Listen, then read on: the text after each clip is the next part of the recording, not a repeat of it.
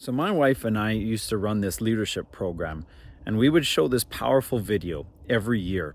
And it had to do about something that took place while Jesus was on the cross.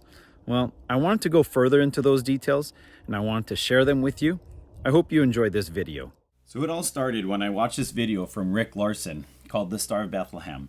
And what he does is he makes a proposition of which star it could have been during the birth of Jesus Christ. But what he does is he uses a software called Starry Night. And Starry Night is a very interesting program because what you can do is you can look at the stars from any point on the planet. And in fact, you can look at it from any point in the solar system and from any time and date. And so what he does, he goes back to the time that we would kind of figure would be when Christ was born. And he looked at a whole bunch of years and he went and looked for that Star of Bethlehem. And it's a really good video. But what I really liked is at the end of the video, he does another little segment called Revealing the Ram. And this is where he looks for the blood moon that would have taken place at Christ's crucifixion. Now, was there really a blood moon? Well, it seems like it was. If we look through the Bible, in fact, Joel, in Joel 2:31, he makes this prophecy. And he talks about how the sun will be turned to dark and that the moon will be turned into blood. And so if we look at this, then it very well could be that there was a blood moon at that crucifixion. And then we also see in Acts 2:20 where Peter is trying to convince the people that all of this took place, that Christ was the Messiah. This was at the day of Pentecost. And so what he's out in the streets and he's talking to the people and he says, hey, listen, you saw it. And then he quotes Joel and he quotes how the sun was darkened and how the moon was turned to blood. Now, if we look at this, then we can probably really narrow down when Jesus actually did pass away. When did he die? Using our calendar. And we can find out the date and we can find out the year if we can find that blood moon. So what we're looking for is three things like on a checklist. Number one, we're looking for a blood moon that took place between the years of when Jesus would have died. So let's look between like 26 AD and 36 AD. But secondly, on this checklist, is we need this blood moon to have taken place the day before Passover. So let's go look at all those years and find when those Passover dates would have actually been. Of course, we know the Hebrew month. It's always the month of Nisan, and it's always the 15th of Nisan is the Passover. So Jesus would have been crucified the day before on the 14th of Nisan. So let's look for a blood moon, and if we can find one that's on the 14th of Nisan, then we're really narrowing it down. But third thing is that the Jews would have been able to have seen it, just like what Peter had mentioned. And so those are three things on this checklist that we're looking for. So what is a blood moon? It's the opposite of a solar eclipse. Well, it's a lunar eclipse. It's where you've got the sun on one side, you've got the earth in the middle, and it's blocking the light to the moon. And this little circle here is the atmosphere of the earth. And so the light that's going towards the moon, the only light that can get to the moon is actually the light that is passing through the atmosphere of the earth. So it's not hitting the moon directly, it's first going through the filter of the atmosphere of the earth. See, this is different than in midday or during the day where the sunlight is coming more direct on us. This is where it only goes through a little bit of the atmosphere. And so it's a lot more of a white color because this light is coming straight on us. But like at night, when you see in the evening, the sun is going down and it's turning into this pinkish hue. Well, that's the same effect as what's happening on the moon. Whatever light is going through to the moon is being changed through the filter of the atmosphere, and it's turning it pink. And when the moon is not behind the earth, well, the sunlight is hitting that moon directly. And that's where we see that the moon is white, because it's hitting the surface of the moon and it's reflecting back towards us. So I found a great article by Tyndale Bulletin. It was published in 1992. I have a link in the description, and they've got a lot of information in this article. And in this article, there are two charts that I'd like to show you. The first one is Table 3. It's lunar eclipses that are visible from Jerusalem AD 26 to 36. So here we can look at all the lunar eclipses that were visible. Now, there were a lot of lunar eclipses during this time, but these ones are specifically the ones that can be seen from Jerusalem. However, if you look at the dates that these happened, many of them didn't happen even near a Passover. For instance, the first one in AD 26 is August 15th, and then we've got December 31st. We can cross these off if they're not even close to Passover. So let's cross these off. August 15th, December 31st, June 14th, December 9th. Now here's one, April 25th, that is close to a Passover. So we can look at that one to see if it coincides with a Passover. The next one we can cross off. Now, here's another one, April 3rd in year 33. We can look at that one. So let's put these aside and we'll take a closer look at those two.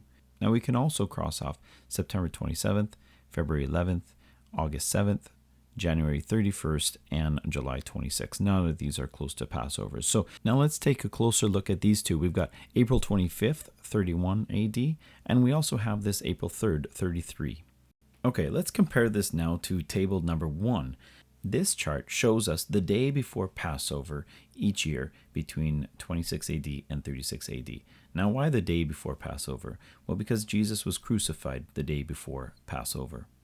Now, Passover always happened in the month of Nisan, and that was on Nisan 15. And so Nisan 14 would be the date that we're looking for. This is the date that Jesus would have been crucified. So we're going to compare these days in these years between 26 and 36 AD. Now, how do we know these dates? How do we know when the Jewish calendar actually took place? Well, it's pretty simple because the Jewish calendar is based on the moon. They observe the moon, and when the new moon starts, the new crescent starts, that's the first day of the new month. Now here we see that in year 26, the new moon first appeared on April 6th for the month of Nisan. That's when they first observed the new moon. So if it started on April 6th, we can now fast forward to Nisan 15, which would have been on Monday, the 22nd of April, which makes it that the Nisan 14, the day before Passover, was on Sunday, April 21st. So we can cross off all the years that don't work because, well, they don't have a blood moon during these times. So that would be all of these, 26, 27, 28, 29, 30. We do have the 31 and the 33, so cross off the 32, 34, 35, and 36. We're going to look specifically at those 2 years, 31 and 33 AD. All right, so let's line up these two dates with those 2 years that potentially had the blood moon on the day before the Passover. All right, so on the 31st, we have the new moon started on March 12th. And so that was the beginning of Nisan. And if we fast forward to the 14th of Nisan, the day before Passover, it was on March 27th. However, we see that the blood moon took place in April 25th. That's like a month later, so that's not even close. And if it doesn't match, we can't use it. Now let's look at year 33. The new moon started on March 19th. And so if we fast forward to the 14th of Nisan, that is on Friday, April 3rd, 33. And look, we've got a match. So now if we look at the checklist, all 3 criteria have been met. Well, first, we found a blood moon between 26 and 36 AD. That was on the day before Passover, and it could be seen from Jerusalem. So that's pretty obvious. We're going to take that date and let's put it in Starry Night. All right, so here we are in the program Starry Night. We are set in Jerusalem, and it is April 3rd, 33 AD at 3 p.m. Now, why did we pick 3 p.m.? Well, because in Matthew, it talks about how when Jesus was on the cross, when he cried out, Eli, Eli, lama sabachthani, it says that it was the 9th hour. And the way that they counted their hours was that at 6 a.m., it was the first hour. So if you go forward to the 9th hour, that brings us to 3 p.m. And so we are set at the time here when Jesus would have been on the cross in Jerusalem. Let's turn to the east because this is where the moon's going to come up. We can put the time forward a little bit and watch. Here it comes. Here's the blood moon rising at 6:30. At this point, Jesus would have already been taken off the cross because it's past sundown. Now, the blood moon continues till about 9:20. And that's when it ends, which means that this is the tail end of the blood moon. So it was actually on earlier. It started earlier through the day. Now let's go back to 3 p.m., just before he died, when he was still on the cross.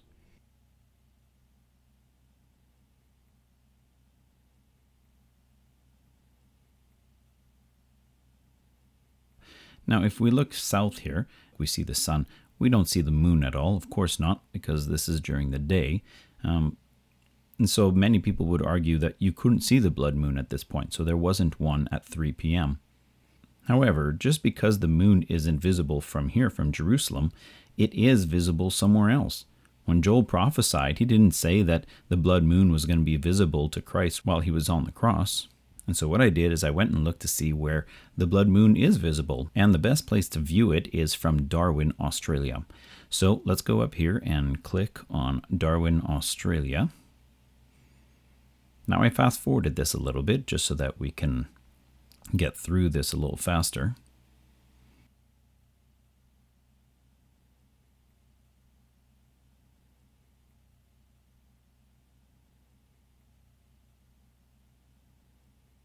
Here we go. Now we're in Darwin, Australia. And if we look north, we look up,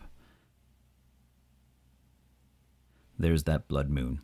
And this is at 3 p.m. Israel time. Here it says it's 10:30 because Israel and Darwin are actually 7.5 hours difference. Now here's something that is really cool about this software, Starry Night. We can go and view from the moon. This is what we're going to do. We're going to go and position ourselves in kind of the front face of the moon that is facing towards the Earth. And I looked here, and it's called this crater called Encke. Maybe Encke or Encke crater. Not entirely sure what it's called.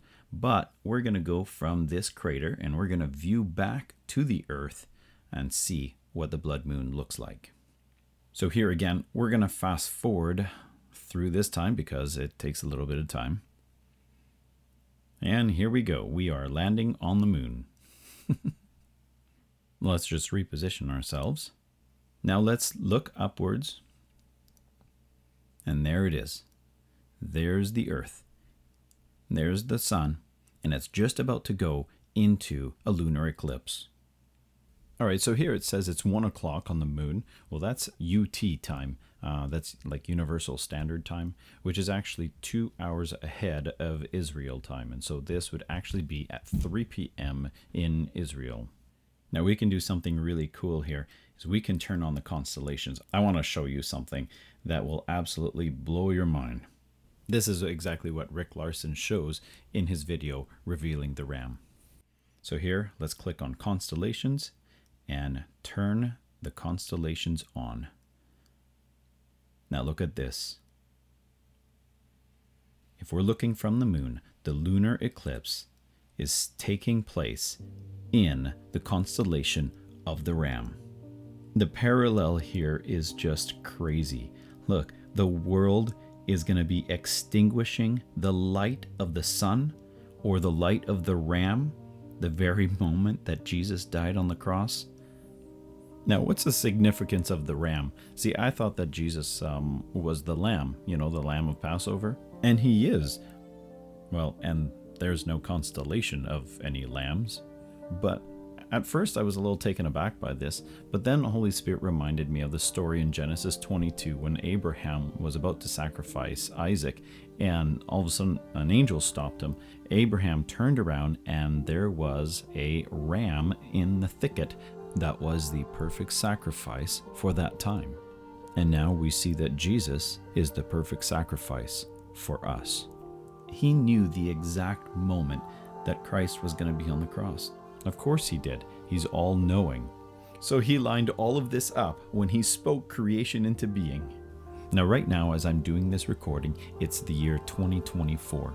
And if April 3rd, 33 is actually the year and the date that Jesus died, then that means it's been 1991 years since Jesus died on the cross for us. And if we go forward a few more days, then that means that it's been 1991 years that Jesus defeated death. Joel 2:28 says, "And it shall come to pass afterward, that I will pour out my spirit on all flesh. Your sons and your daughters shall prophesy, your old men shall dream dreams, and your young men shall see visions.